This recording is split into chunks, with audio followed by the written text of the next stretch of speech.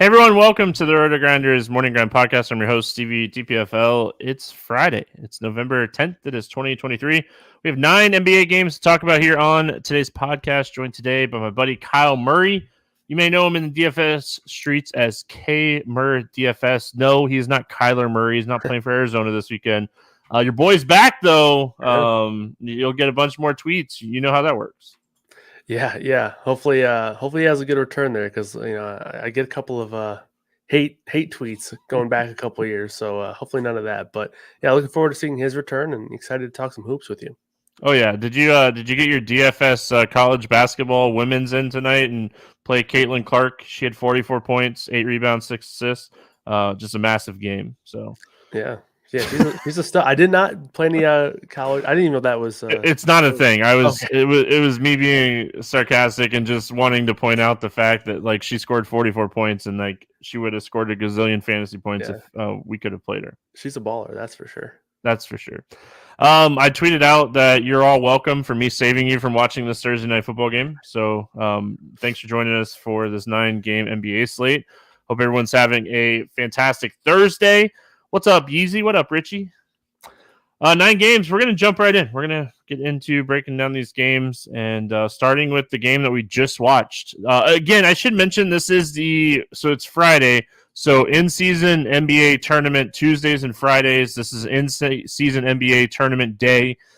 So these games matter for these teams. So yeah, we saw last Friday that like rotations kind of slimmed down a little bit, and like teams are definitely going to take this serious. I think there's some money incentives for players and for teams for this tournament. So Charlotte at Washington, 241.5 total here. Washington, a 2-point favorite. On the Charlotte side, Bridges, Martin, Nick Lakina, and Rozier out. Washington's good to go as of the night before. Starting here with Charlotte first, we just watched LaMelo Ball have a fantastic game in the same spot.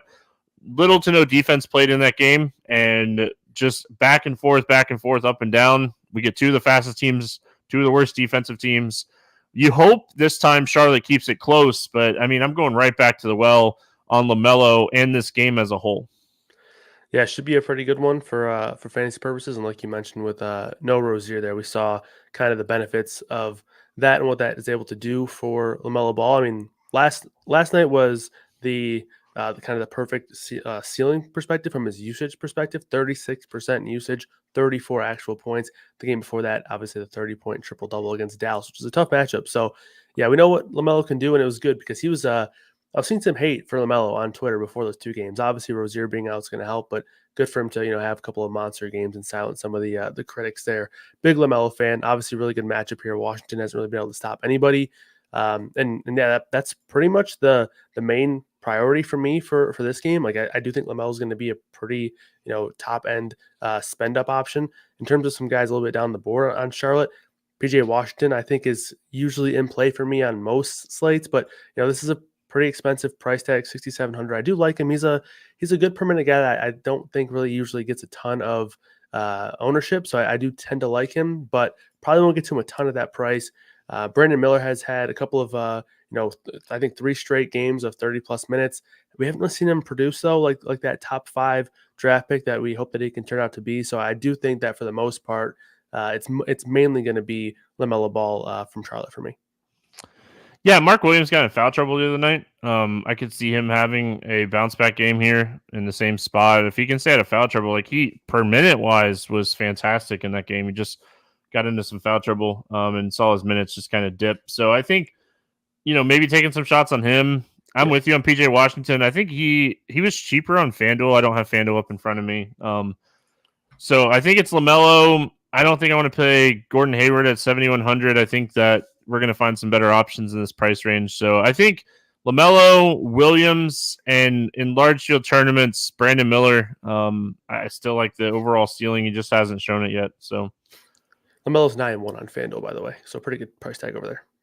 I was talking about PJ Washington. He was like 59, I think, 58. Yeah, 62 on FanDuel.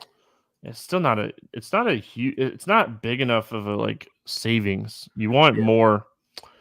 All right, Washington side of this game. I think I'm officially done with Jordan Poole. He's been awful. I like Kyle Kuzma. Definitely going back to the well on him. He had 20 points in the first half the other night. Ended up with like 33 and 50 actual fantasy points. I think Kuzma is the guy I want the most here from Washington. And Gafford got in foul trouble the other night as chalk, burned a lot of people. I like the idea of going back to Daniel Gafford in this spot. Those are the two main targets for me on Washington. Yeah, I'm right there with you with the Poole frustration. I do think though, if you want to be contrarian, and if you were someone that was high on Poole coming into the year, this is a good spot to hope for that bounce back. It is a really good matchup. I know we just had the same matchup a couple days ago. By the time a lot of people are gonna be listening to this, but and it didn't have a good game. It's only had one game with 25 plus actual points. He's been really, really bad. I mean, there's no way to really sugarcoat it or beat around the bush. But the thesis behind wanting to play Poole, it would be that a lot of people were really high on him coming into the year because of this role that he should have. And it's not like he's had no usage. He has a 30% usage rate, 29.5% usage rate on the year. So it has been there, but he has just been really bad. So I totally get the frustrations, and there's going to be other guys in this price range, and don't mind preferring Kuzma over Poole just because he's gotten it done more. But that's just kind of the devil's advocate play of Jordan Poole there at 7,200. I like your call out there on Gafford. We know what he can do when he gets the minutes.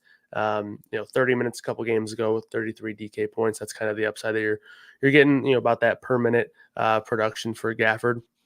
I also like Tyus Jones here as well. Obviously last game was a little bit of a weird spot for minutes for a lot of these guys, but Tyus Jones, he's also sort of been a little bit under at, I had a lot of expectations for Tyus Jones coming into the year, similar to Poole, right? Like I think these are two guys who are finally getting their shot at being, a starting guard on their team. And, Tyus Jones got off to a good start to start the year, 2-3 decent games in a row, and he's really kind of tapered off. So the price tag I still think is pretty good though here on Jones at 5.5 and a good matchup against Charlotte.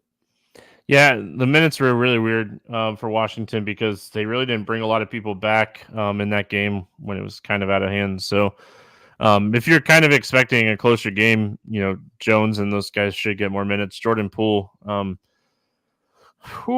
tilting for sure.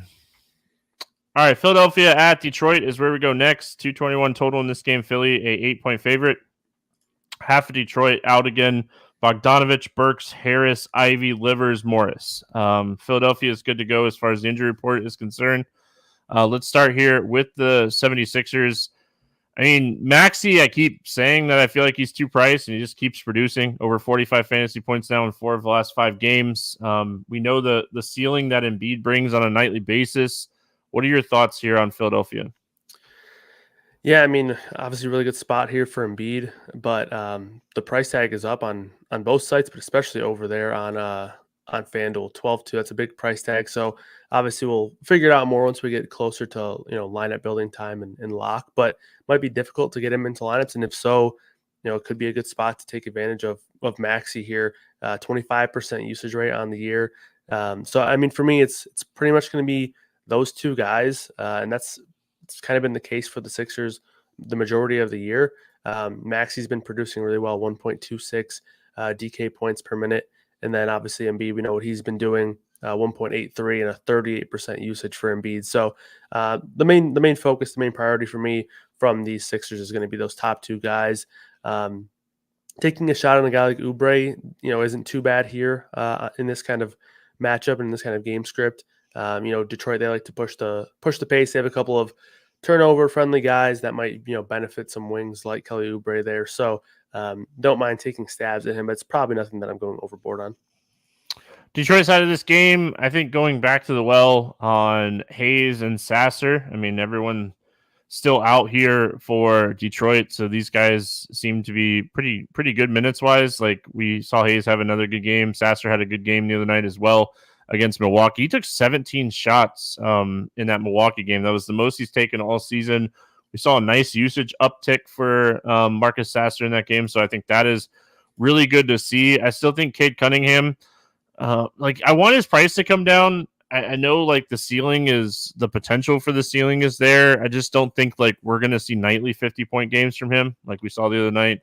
And then I really think this is a tough spot for Duren.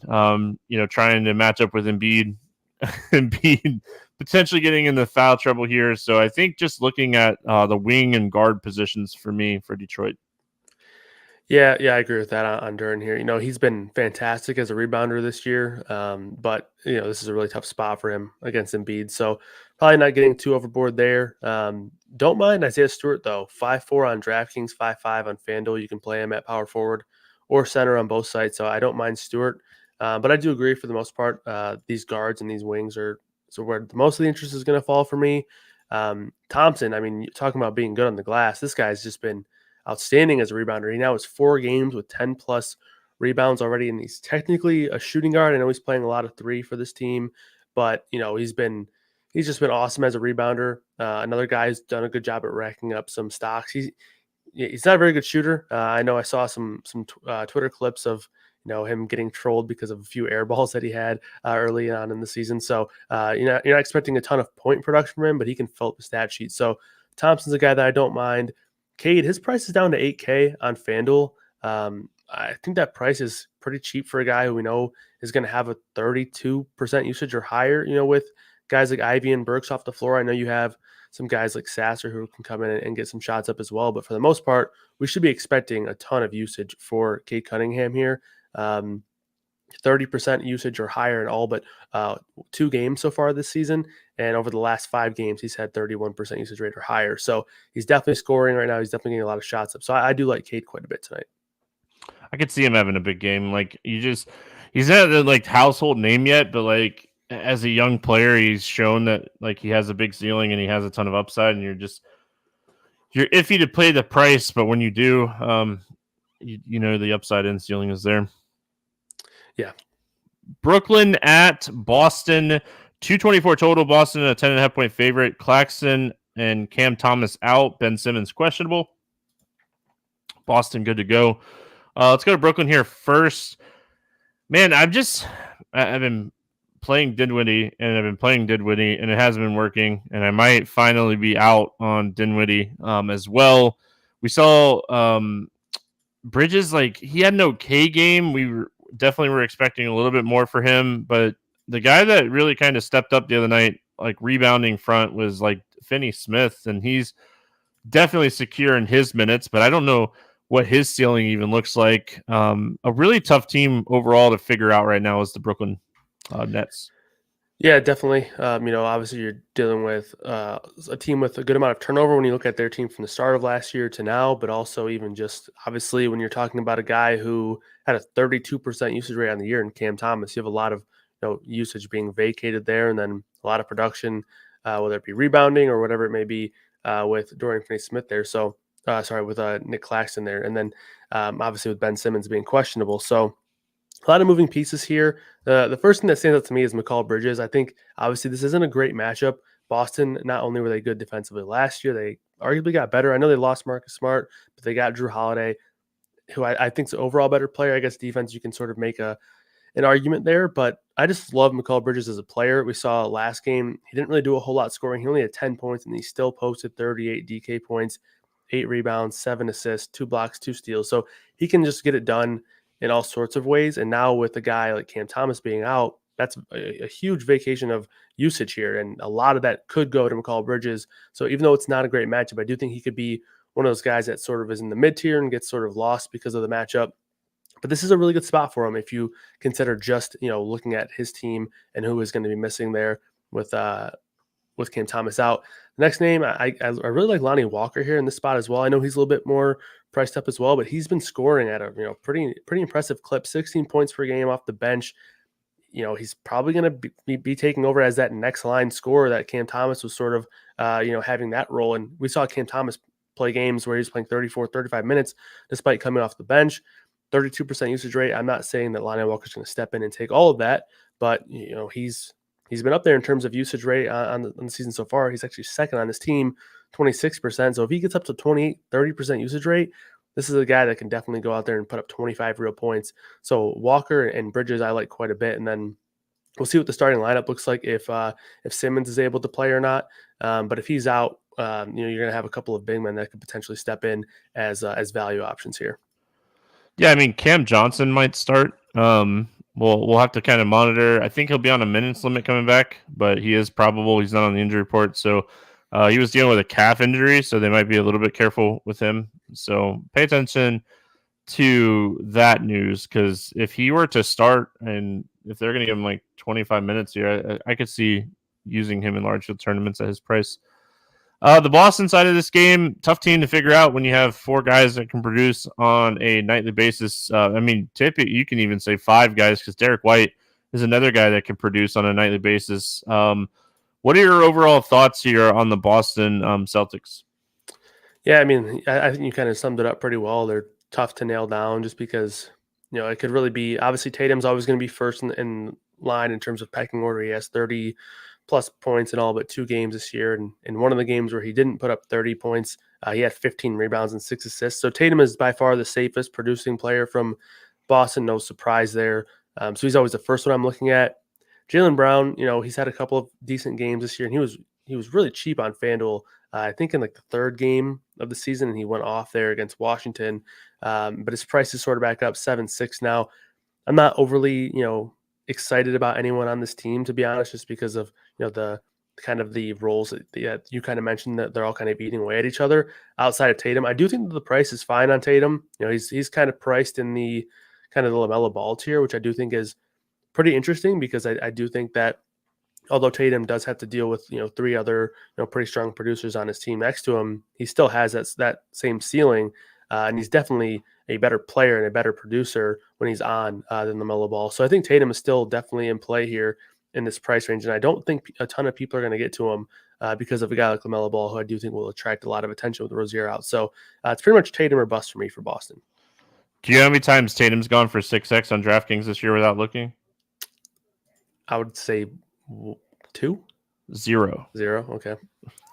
I noticed it earlier when I was looking at my research. It's like he's having fantastic games. He's had 3 or 4 like 30 actual point games and 10 rebound, like double games, and there's just too much firepower on Boston, in my opinion. Like that's the problem. Like production wise, fantastic, but I mean, like Jaylen Brown, when he gets hot, he'll shoot 25 times a night. Like, so I think Derek White might be the only guy that I would play from Boston. Maybe Drew Holiday, but I'm not going out of my way to roster Boston. I don't think Brooklyn keeps this game close. That's one of my biggest issues with this game as well, too. So, just a game that I'll probably have very little ownership to.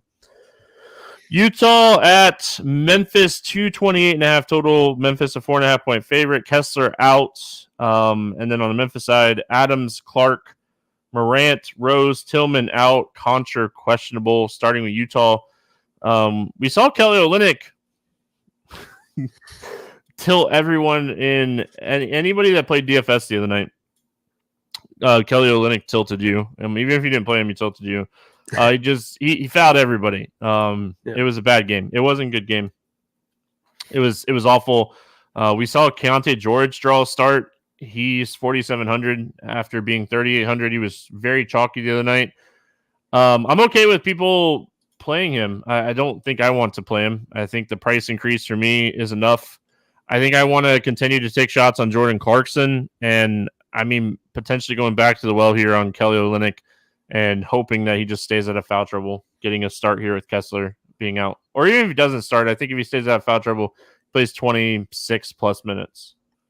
Yeah, I agree. I think this is a pretty good spot to maybe have a short memory. Obviously, you look at the spot, you look at the player. Olynyk's always been a guy who's produced when he gets the time.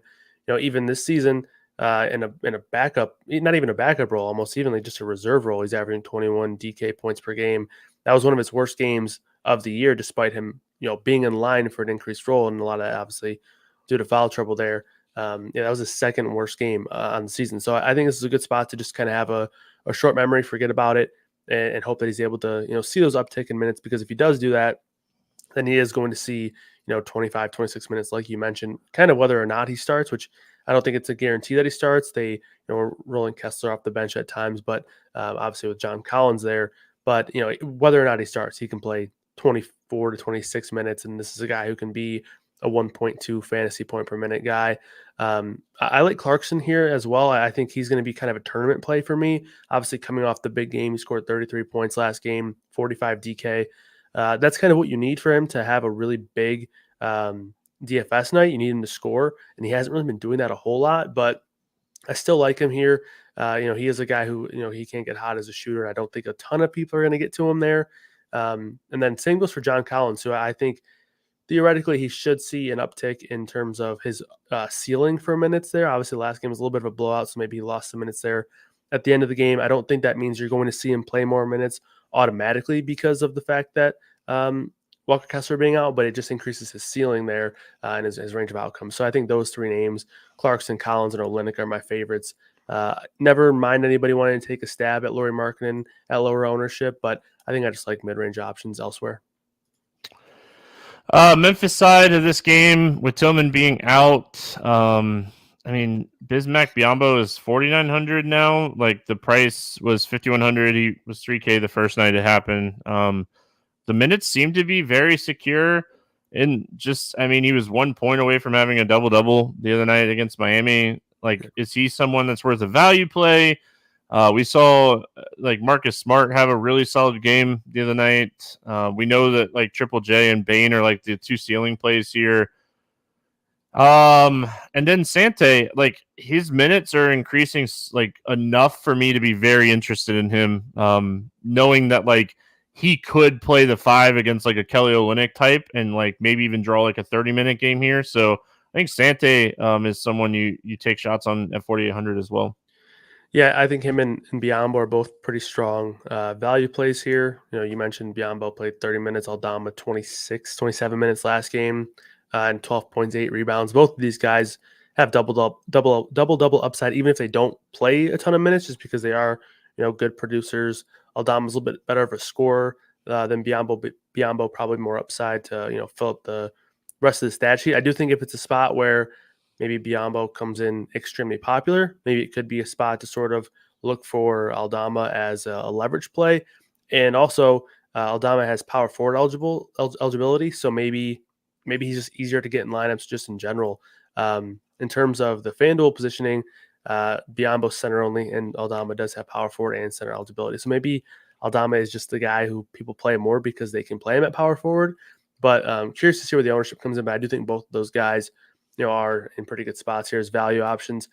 I like Desmond Bane again here. I know he didn't have a great game last time out. It was kind of the Jaren Jackson game where he Triple J had 28 points, Bane only had 15, and he shot 16 times. But he's had a couple of games already this year where he shot 25 plus times for Bane. So that's the kind of ceiling that you have with Bane.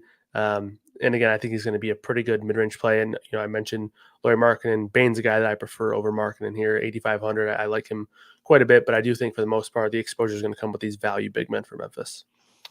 Yeezy in chat says Luke Kennard, 4,300 potential play here. I think 4,300 for Luke Kennard. He's played at least 27 minutes in 3 straight games. I could see taking some shots on him. I feel like he seems to be very, very correlated with Contra being out and Tillman being out. So make sure, I think Contra being out would be something you kind of want to watch here for Memphis if you're going to take shots on Luke Kennard. But either way, he is cheap. It is a 9-game slate. We're always looking for cheap value plays on a 9-game slate. Minnesota at San Antonio, 225.5 total. Minnesota 6-point favorite. McLaughlin out. That's the only injury news that we have for this entire game. Minnesota continues to impress on defense, and I think that San Antonio, you being a young team, that could really bite them in this game, and they might struggle to keep this game close. What are your thoughts here on Minnesota? Yeah, like you mentioned, good defensive team, and Spurs we've seen have a couple of really impressive games, but they've also sort of just not shown up to a couple. So wouldn't be surprised to see this game get out of hand. I do think the Timberwolves are the better team right now. Anthony Edwards has just been fantastic over the past few games. He now has 3 straight games with 50 plus DK points, 32% usage, almost 33% usage rate on the year, and assist rate is up over last year as well. So he's sort of taking that next step in terms of his role in the offense. Obviously, you still have Cat there, but after that, you don't really have a lot of offensive dominated type players. You have Rudy Gobert, who's more of a defensive type player, and he plays around the rim. But outside of that, it's going to be the Edwards and Cat show most nights. So, I like Edwards here in this spot. If the game does get out of hand, I would assume that one of Edwards or Cat does play a big role in that. And I think the 9K price tag is one that could potentially go up over the course of the year for Edwards, even up to 10K. So I don't mind getting in on Edwards here, but there's plenty of other options here in this mid range to where you don't need to go overboard on it. But he's just a guy that I do like, and not a ton of interest in terms of the rest of these guys. Naz Reid's a guy who's 5K. His minutes have been okay. He's a guy that we obviously all love to jam in the lineups when one of Cat or Rudy are out, and he's played 22 plus minutes in 4 of his last 5. So, don't mind that for Naz Reid. He's actually played 22 minutes in all but one game so far. So you do need like probably a 1.1, 1.2 fantasy point per minute night for him to, for you to really feel good about that. But he's more than capable of producing in limited time. So I would say one of the top 2 guys, Edwards or Towns, and then Naz Reid are my priorities in this game. Yeah, I mean, if you think this game's going to stay close, I think Anthony Edwards is going to shoot lights out against this Spurs defense. So I think this is a great spot for Anthony Edwards. Like, we almost have to get to the point where like Anthony Edwards should be in the 10K range, because I mean, this is a guy that scored at least 49 fantasy points in 4 of the last 5 games. And he's still 9K. So I think when we're looking at like big producers on a nightly basis, like this is a spot we could take advantage of Anthony Edwards being a little bit too cheap, which seems like a crazy thing to say at 9K, but I mean, he just keeps producing. And like, he didn't stop shooting in the summer. I mean, like, he was on Team USA and just shot lights out with Team USA and like just didn't take a break from lighting up the net. So San Antonio side of this game, I mean, Vassell came back last game and only played 12 minutes. I mean, that's a little concerning. I expect him to play a little bit more here. I mean, this team's a mess, and like they have no idea what they want to do. They obviously want to get Wemby his minutes and his shots. Keldon Johnson seems like a safer option for minutes at this point, but I wouldn't recommend trusting anything on the San Antonio Spurs side of things. Yeah, right there with you. Last time I was on Morning Grind with you, I think it was last week, where Wemby had his first big game against Houston. I was like, really hyping him up, and obviously, not a hot take or anything. Wemby's been very up and down this year, but when he's been up, we've seen him have a couple of monster games. Obviously, that game against Phoenix, where he had 38 actual points, was very impressive. I still think the case is the same, where this is a guy who I think has potential to be a 1.5 fantasy point per minute type guy, and he's priced at 8.4. So obviously you are feeling a little bit like there's a little bit of potential value there, but you do have to wonder about the minutes at times. We've seen him, play 34 plus minutes in games before. So in games where he can do that, I think he'll just crush the price tag. But obviously we've seen him, fail to crack 25 minutes in a couple games this year as well. So there's going to be a lot of, variance in terms of Wemby's range of outcomes. So that's one thing to note there about Spurs. After that, Keldon Johnson, he's also priced pretty cheaply, 6'9". I don't mind that price tag. You kind of figure in games where Wemby goes off, Keldon might take a little bit of a step back there. So obviously you're probably not looking to play those two guys together. But at 6'9", I don't mind the price tag. And then, he's a guy as well on FanDuel who can, rack up some stocks there. So 7.3 on FanDuel isn't a bad price tag. So those two guys, and then, I'm a big Jeremy Sohan fan. I think if there's ever a spot where he's the last guy in my lineup, I don't mind it at all. But he is priced up a little bit right now. His minutes, I mean, the production's there. The minutes are just pop again. Pop just and like we really don't have a large sample size of like Spurs keeping games close. That's the problem too. Yeah. So I feel like if you're playing Edwards and you want to run it back here and you're taking shots on Wemby or Johnson or Sohan, like I get it. New Orleans at Houston, 217.5 total in this game. Lowest total that we have on the slate. Houston, 2.5-point favorites. On the New Orleans side, Alvarado out, McCollum out, Murphy out, Herb Jones questionable, Zion Williamson questionable, Marshall doubtful. On the Houston side, Oladipo and Thompson out, Sengun questionable. A lot of injury news to be paying attention to in this game. A lot of big potential names like Zion being questionable, Sengun being questionable. Let's start here with New Orleans first. just an ultimate letdown for everybody that played any of these guys the other night. They were terrible. Robinson Earl came out of nowhere and played 28 minutes for them the other night. What are you doing with this Pelicans team after what we watched? And I mean, Houston defense has been playing really solid to start this season. They're 9th in defensive efficiency this year. Yeah, that was the first thing I was going to mention about Houston. Like, a lot of turnover on that team in terms of who they had on their roster last year compared to this year.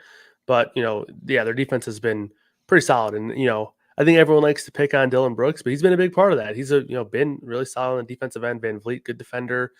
They just got Tari Eason back, who's a pretty solid defender as well. So definitely something to note. And that is a big thing to kind of keep in mind early season NBA is these teams who have had these big shifts, especially defensively.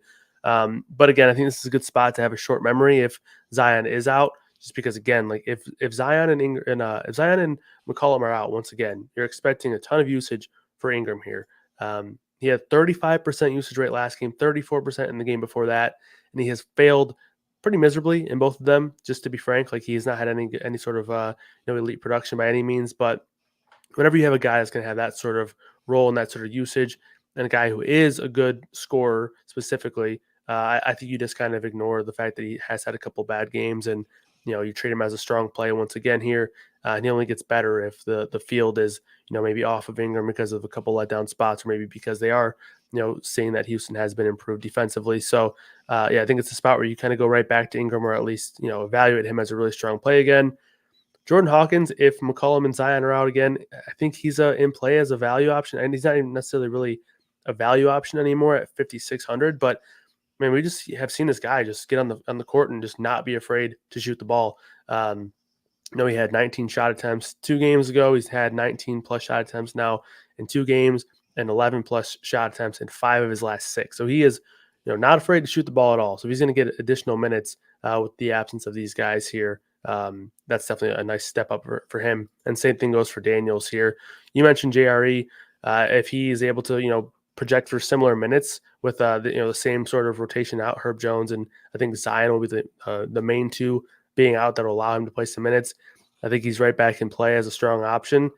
He's been a guy who's been a fairly solid permanent producer. I think the Memphis guys have been a little bit better as permanent producers over the course of their careers, but Jerry's also a little bit cheaper. So I think there's going to be a lot of potential strong plays here for the Pelicans, even despite it being a fairly difficult matchup. Yeah, for me to get to Robinson Earl here, like Zion and Herb Jones needs to be out. That's the only way I trust it. But I mean, if they are out at 4,300, he's not the craziest idea. I think Daniels, I think like 30 minutes is very like a very doable thing for Daniels, but like he's 5,100 now. Hawkins is 5,600. Like these guys are going to be popular. So I kind of want to play the ownership game. For New Orleans here and see like who might potentially be a little lower owned. On the Houston side of things, my boy Jalen Green, finally, we talked about him on the podcast the other night. Finally, Jalen Green decided to shoot the ball well. Going right back to the well on Jalen Green in this spot, 6,300 against all these young players for New Orleans. Love this spot for him. The big thing here is like Eason. We talked about him the other night. He only played 14 minutes. Does he get a minutes increase here if Sengun sits?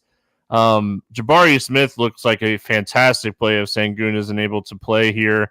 I don't know how much I would trust like any of the other like big men. I think that Lindell could play a little bit, but I really do think like Jabari or Eason play like the 4 or 5 here. And like when you're looking at the New Orleans team, they have Valanciunas, which is like a traditional center, but size-wise, I think they could match up with him.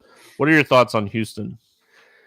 Yeah, I like the call out there on Green. He had the 28 actual points in 21 minutes played last game, so that's about kind of time. Yeah, that's the kind of player that he can be, right? He can get hot, he can score, and he did well on the glass too, 7 rebounds. I do still think that if you are playing him, you need the points for him to have the ceiling, but he demonstrated that he definitely has that upside there. I like the Green call. He's still really cheap on FanDuel too, 6,500. So I do like him quite a bit over there. Tari Eason, you mentioned kind of like what it would look like if Sengun was out. I do think that we would see Jabari Smith play quite a bit at the 5, and maybe even I would tend to think that he would start there. They do have a couple options. They do have Jock Landale, who got time as a fill-in last year a lot for Phoenix. They have Jeff Green as well, who was playing some a little bit early on in the season. So maybe they can do a couple weird things if they want to maybe keep Jabari at the 4, or maybe not give Tari Eason a ton of minutes. But if Tari Eason plays 22 plus minutes here, he's definitely in play at 3,800. This guy is a really strong permanent producer. Obviously, he had a good, almost a 2 fantasy point per minute performance in his first game last night, and 36% usage rate. These are numbers that are not going to be sustainable, but it goes to show that he is a strong producer. So Eason, I would like if we get news that maybe he's going to play 25 minutes or whatever, maybe. So I would just keep an eye out for or maybe even if he sneaks into the starting lineup, I would just keep an eye out for Eason news. Totally agree on Jabari if Sengun is out. I think those two and Jalen Green are my favorite plays from Houston. Yeah, I mean, we got to remember that Eason's a high energy type of player that provides a spark. And it was a fracture in his leg, I think. Yeah. So I wouldn't be shocked like if they increase him a little bit, but don't think like Easton's going to play 30 minutes. I would be shocked if that happens. Okay. I mean, his fantasy point per minute production, he only had 1 block the other night. This is a guy that can rack up some steals, and like get there on some defensive stats too.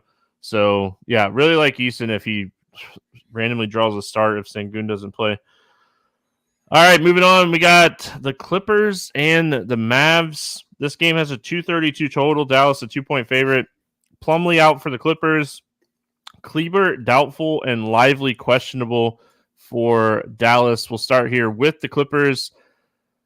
I mean, I said it, and I feel like I'm going to say this a lot, but now the pricing's starting to come down a little bit. But with Paul George, Kawhi, James Harden, Westbrook all here, it's really hard to play any of these guys. We talked about the other night, like Zubac potentially playing a few extra minutes with Plumlee out. That didn't happen. I mean, he played his normal role. And Dallas is not a team that's afraid to go small. So I don't think this is a spot where like Zubac gets 40 minutes. So there's nothing on the Clippers that excites me. Westbrook 7,300 now. Like, I mean, if I'm doing anything here, it's taking a shot on like Kawhi or Paul George, but I'm probably staying away from the Clippers for the time being. Yeah, I agree. I think it'll be interesting to see how this actually goes down here with the Clippers and their rotation, just because of the fact that last game going against the Nets, you were able to sort of run a little bit smaller. So they were able to play PJ Tucker at the 5. But if Derek Lively returns, then with Powell there at the center spot for the Mavs, maybe they're forced to run a bit bigger. But then again, Dallas has been a team that likes to run small as well. So if it is a spot where Zubac does get more minutes, he could have a turn in a pretty solid game here. And he played 29 minutes last game.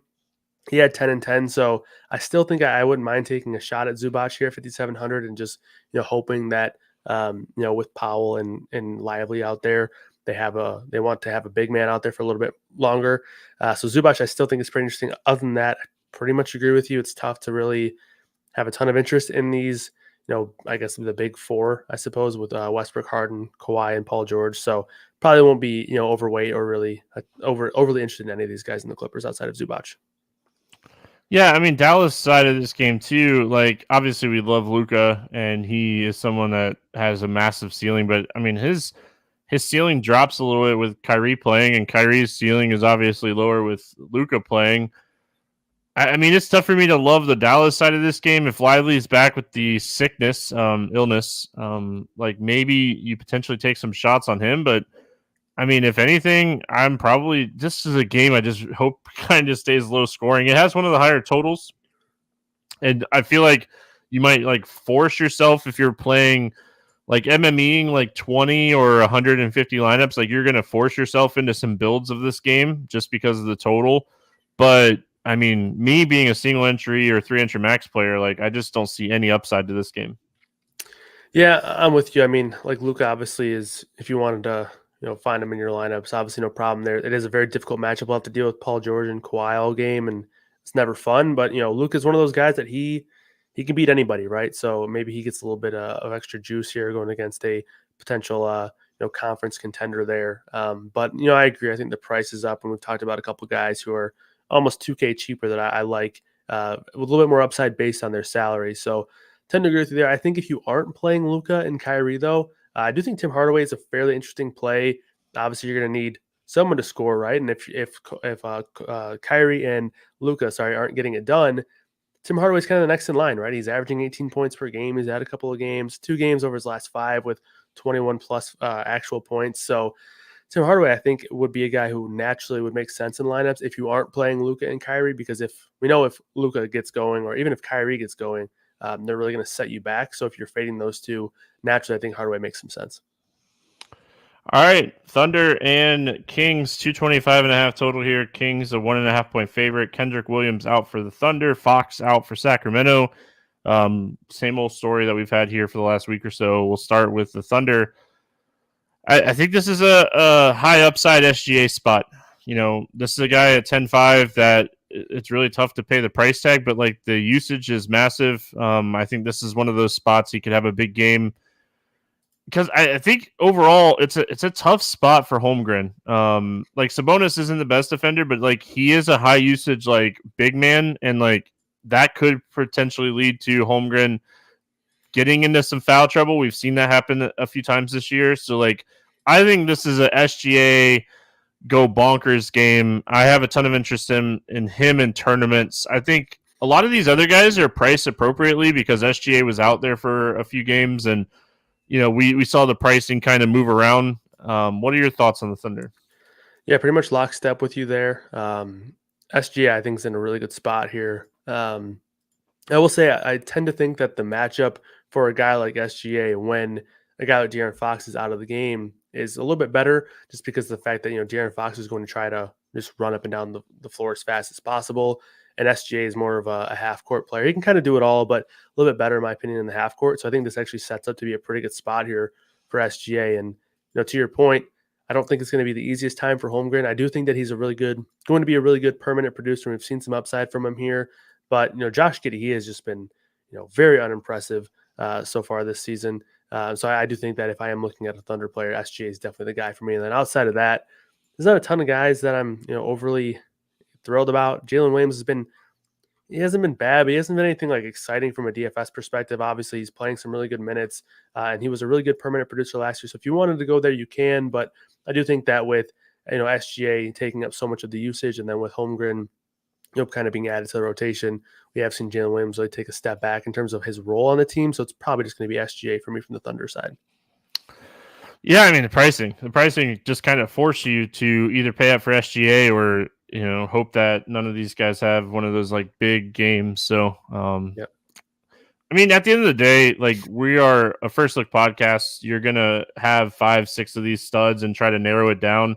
And like SGA is going to be on that list, and you're just going to try to figure out like if there's any injuries that like make someone else a better play or something.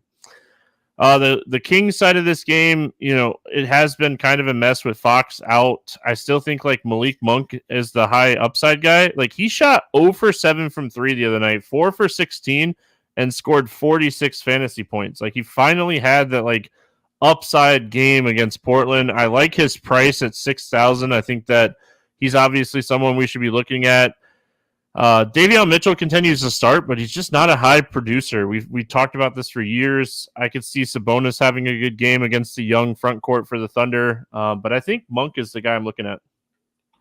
Yeah, I agree. I think Monk's probably the upside value play here. We saw Keon Ellis get the start last game, but then he didn't play any in the fourth quarter, didn't play in the overtime. It was Davion Mitchell to play there. So I'm not really sold on Keon Ellis here as a value option, just because, even in the start, he didn't really play a whole lot there, and he wasn't, in the closing lineup or anything like that. So a little bit of a concern there if you are looking to, if he does start, he might not even start again, to be honest, but, 3,900 there. He played 21 minutes, so it wasn't horrible, but you are probably looking for a little bit more upside for a guy who's starting, and we've talked about a couple of value guys there.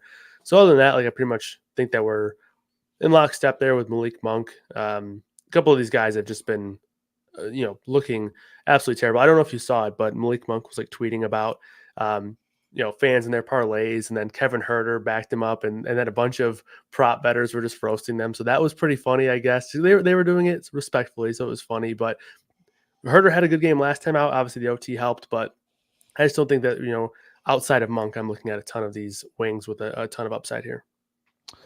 Good old Kevin Herter, baby. Yeah. 39 minutes the other night was big for him. Like Yep. that's what you want to see if you're rostering him. So I know again it was an overtime, but I mean if you're playing 39, you get 5 minutes overtime. You still played 34 minutes of regular time. So Yeah. that's what you've been wanting. That's what we all been wanting from Herter. So I mean, like Harrison Barnes is going to have games from time to time, but like he's not cheap enough for me to like roster him on most lineups. Yeah, agreed. All right, finishing out Lakers at Phoenix, 222.5 total here. Phoenix a 4-point favorite. Biggest news on the slate is going to be Anthony Davis questionable. Hayes is questionable as well. Vanderbilt and Vincent remain out, and then Booker and Lee out for Phoenix in this one. We'll go Lakers first. I mean, Anthony Davis news is huge, because this is a great game overall. This is going to be a very competitive basketball game. We saw him miss the other night, and Lakers just not show up against that tough Houston defense. I think they ended up losing that game by like 34 points. What do you like here for the Lakers? Yeah, like you mentioned, it's going to be coming down to a lot of this news, right? If he is out, if Anthony Davis is out, I think LeBron makes a lot of sense as a really strong play here. We kind of got pump faked by the media there after the first game of the year when they came out and said LeBron's only going to play 29 minutes a game. He has not played fewer than 30 minutes. 33 minutes in a non-blowout game since. So that was a little bit of a troll comment there by the LeBron camp there. So, expecting him, even though, what is he, in year 21 now, year 20, still just playing massive amounts of minutes. And, if AD is out, he makes a lot of sense, as does Christian Wood. At 5,800, the price is still, cheap enough. Honestly, last game, I think you have to throw out the window. They got blown out. None of these guys played their full amount of minutes. I would say LeBron probably played 8 fewer minutes than he would have in a close game. So if you're assuming that for the rest of the rotation, Christian Wood probably would have played about 30 minutes. We know that he's a guy who can definitely be over a 1 fantasy point per minute guy. And at, sub 6K, he makes a lot of sense if AD is out once again. So those are the two main guys for me there. In terms of having D'Angelo Russell in the player pool, I think that is totally fine. He's a guy who will get a slight uptick in usage there with no Anthony Davis. So I would say those three for the Lakers are my main interests. Yeah, if Davis sits, definitely going back to on Christian Wood. He played 7 minutes in the second quarter and didn't check back in the fourth quarter. So we assume that like he would have played 7 or 8 minutes in the fourth quarter to match the second quarter. So like you said, right at 30 minutes. I think Hachimura is interesting here. Like he came back and he looked really good and he played 26 minutes and like he played a little bit of garbage time in the fourth quarter. Like 5 minutes of that run was garbage time, but like, do we really know if that would have been like him coming off the floor anyway? So if we look at Hachimura's like first half, he ended up playing like 13 minutes in the first half, 12 and a half minutes in the first half. So like that puts him right along with like 25 minutes. So like if Anthony Davis is out, he's going to play 25 minutes ish.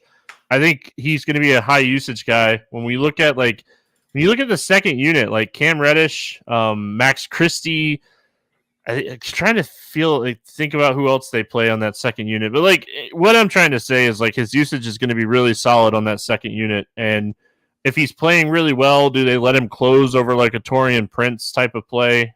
So I think Hachimura is super interesting in large field tournaments. But I'm with you. If Anthony Davis sits, I think there's a lot of potential with Christian Wood. You just kind of hope. And like obviously LeBron just keeps doing his thing. That game the other night was a blowout. I think this game's going to be competitive. Gets to play against his old buddy Kevin Durant here. So like the potential for both sides of this game. Going to the Phoenix side, Bradley Beal came back, played his first game of the season, 24 minutes. I was really close. I said 25 minutes for Beal the other night, so I was really close. Not going to play him at 7K. Durant at 10-2 is always going to be in the list for me. I think this is a game he shows up for. Potentially has a big game. But the guy that keeps benefiting from Booker being out is Grayson Allen. Like, I think we have to take notice of Grayson Allen and his role. Eric Gordon as well. Like, he just shot terrible against Chicago the other night. I think this is a spot you could take some shots on Grayson Allen if you're not taking shots on Durant. Yeah, I agree. In terms of the one game sample that we have with Beal returning, Durant's usage was down a little bit, but that could easily just be a one game sample type deal there. So I wouldn't be too concerned with that. I probably not getting to a ton of Kevin Durant here. There's a lot of guys in that price range that we've already talked about that I think I prefer slightly, but I think he's totally fine. I like the call there on Allen, 5,800. He's just been playing a lot of minutes, and he's just been really good and producing in all the stat categories pretty much. Keita Bates-Diop, he also played 31 minutes last game. So that game was an overtime game, so keep that in mind as well. So probably 26, 27 minutes. But price has gone up a little bit. Not necessarily the biggest of efficient fantasy point per minute type performers. So I don't think you need to go overboard there, but he could potentially be in the player pool. And then I think that's pretty much it in terms of my interest for the Suns guys. You can't play Beal yet, I don't think. Durant, I think, is always fine, but I think I do prefer some other spend ups here. So I think after that, it's mainly just taking some shots on some of these potential value plays like KBD and Grayson Allen there. I was looking at Nurkic playing. I think he played like 38 minutes the other night. Like I was looking at game flow, and like they basically just had Nurkic out there as much as Vooch played. So I think that's something to put in the back of our heads for like, high minute like centers going up against Phoenix. Like Nurkic might get like run in that type of scenario. I don't know if this is necessarily a spot. So just something to remember when we're going through the season kind of thing. So. All right, let's play the morning grind game, and then we'll get out of here. We'll use DraftKings pricing and scoring. Favorite play under 5,000 to go 7x. Who do you got to go 7x? Yeah, I think either Memphis guy is a pretty good option, but I'm going to go with Santi Aldama here. I think the reason I like him a little bit more over Biyombo is just because I think he's going to be a little bit easier to get in the lineups because he has that power forward eligibility. Hold on, I'm trying to this is no joke, people. What is happening?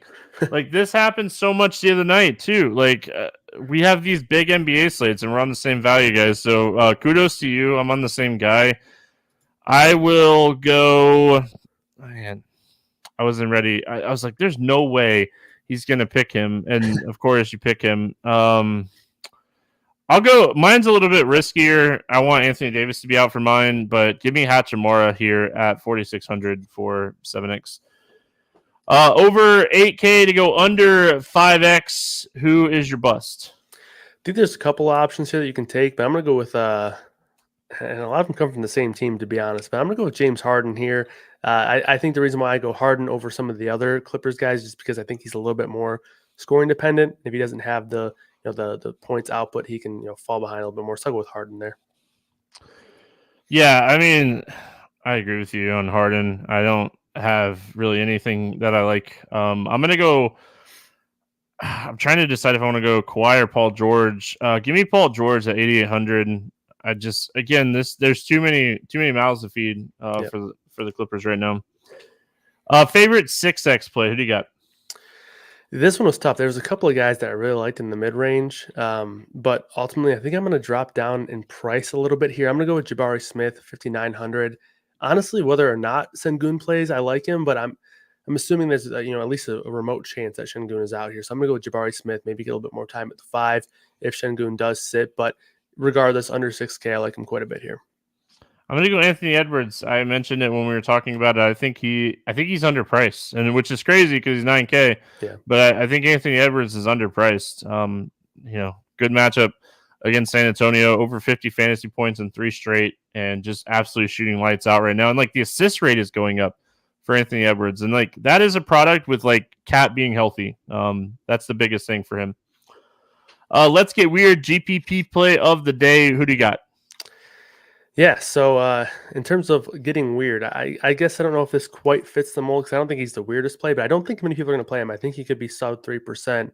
And I talked about how he's been really bad so far this season, or maybe not really bad, but he's been pretty inconsistent.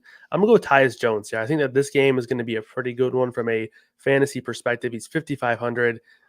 So I think just from the sense of him being very low owned on a fairly large slate, I think that's weird enough. So I'm going to go with Tyus Jones. Yeah, I mean, Jalen Green hasn't got any ownership this year, but I don't know if he's a let's get weird GPP play of the day. I really like Jalen Green today, but I don't know, like ownership-wise, if that fits the mold. I'm going to go a little different today. I'm going to go Keldon Johnson. I like some of these Minnesota players. I want to run it back with a spur.